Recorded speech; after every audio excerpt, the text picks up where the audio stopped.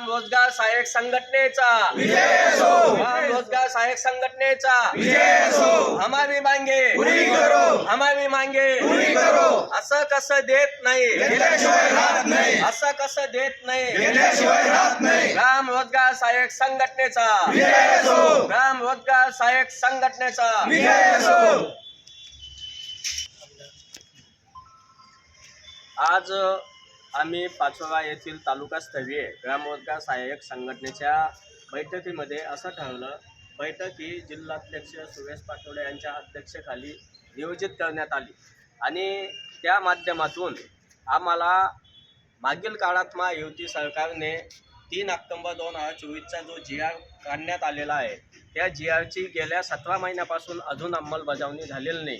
त्या बाबतीमध्ये आम्ही पाचोराचे सन्माननीय आमदार किशोरप्पा पाटील यांच्याकडे संघटनेच्या वतीने आम्ही आमची समस्या मांडण्यासाठी आम्ही त्यांना भेटलो, त्यांना निवेदन दिलं.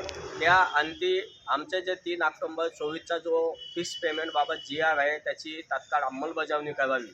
GR निघून 17 महिने झाले तरी त्याची अंमलबजावणी होत नाही.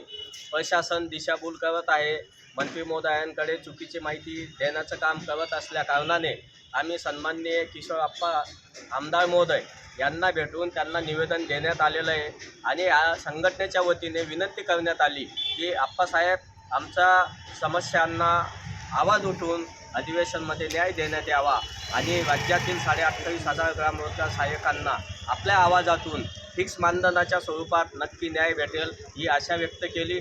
आप्पासाहेबांनी आम्हाला आश्वासित केलं की मी येणाऱ्या अधिवेशनमध्ये आपल्या समस्यांबाबत नक्कीच एक्झिक्यूट करणार आहे. आपले किती महिन्यापासून पेमेंट बाकी आहे शासनाकडून? आम्हाला फिक्स पेमेंटच्या GRनुसार आमचं पेमेंट हे गेल्या 17 महिन्यापासून प्रलंबित आहे.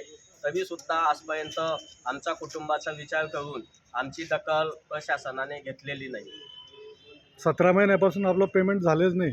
नाही झालेलंच नाही.